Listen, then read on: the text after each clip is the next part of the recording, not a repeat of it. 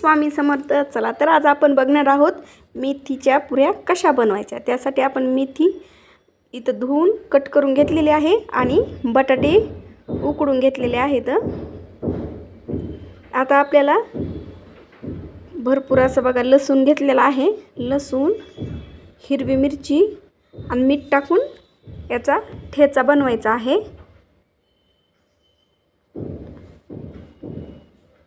आता हे बारीक आपण कुटून घेऊ। तर बटाटे इकडे उकडून घेतलेले आहेत। आपल्याला एकदम मस्त असे बारीक करून घ्यायचे आहेत।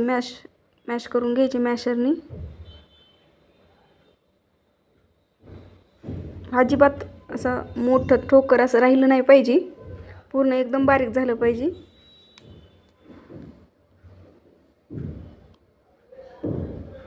बघा पूर्ण असं बारीक झालेलं आहे। आता आपण याच्यामध्ये मेथी टाकून घेऊ।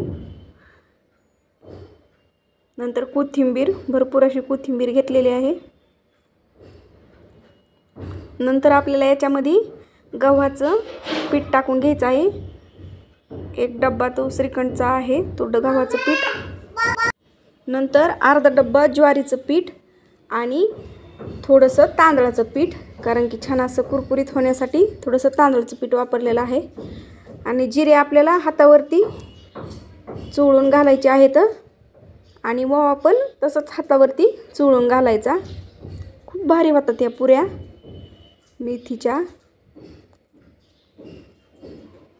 घरातील प्रत्येक माणसाला आवडतील या पुऱ्या अशा आहेत। लहानांपासून मोठ्यापर्यंत सगळ्याला आवडल्या पाहिजे, कारण की होतातच खूप टेस्टी। आता आपण जो ठेचा कुटून घेतला होता तो टाकून घेतला। नंतर 1 चमचा आपण हळद टाकली आणि 1 चमचा लाल तिखट टाकलेला आहे। आता याला छान मिक्स करून याचा आपल्याला कणिक मळून घ्यायचा आहे। सगळं छान असं मिक्स करून थोडं थोडं पाणी घेऊन घट्टसर गोळा असा मळून घ्यायचा आहे कणकेचा।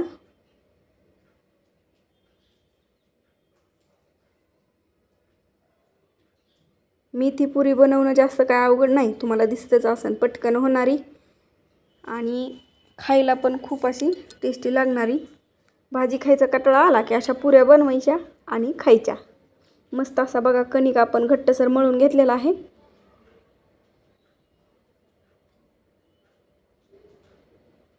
आता आपल्याला पुऱ्या तळण्यासाठी आपण इकडं तेल गरम करायला ठेवून घेऊ आणि इकडं आपल्याला पुऱ्या बनवून घ्यायच्या आहेत। आता पुऱ्या बनवण्यासाठी मी मोठा गोळा घेतलेला आहे। आपल्याला मोठी पोळी लाटून घ्यायची आणि नंतर वाटीने ह्याच्या गोल अशा पुऱ्या करून घ्यायच्या। तुम्ही छोटे छोटे गोळे घेऊन पण पुऱ्या केल्या तरी चालतील, असं काहीच नाही। आकार कोणताही केला तरी चव एकच आहे, चव बदलणार नाही।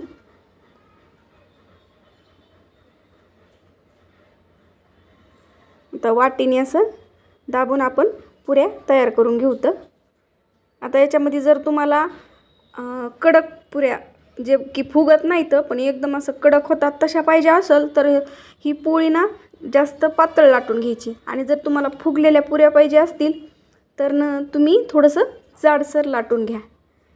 मी दाखवतेच तुम्हाला। मी पहिला घाना थोडासा पातळ लाटून घेतलेला आहे तुम्हाला दाखवण्यासाठी। इकडे तेल पण छान आपलं तापलेलं आहे। आता ह्या पुऱ्या सोडून घेऊ। आता ह्या पुऱ्या जास्त फुगत नाहीत कारण की आपण पातळ लाटलेल्या आहेत। बरेचसे कसं आहे, कोणाकोणाला कडक असं खायला आवडतं, कोणाला फुगलेलं खायला आवडतं, त्याच्यामुळे दोन्ही प्रकारचं बनवणार आहोत, दोन्ही प्रकारच्या।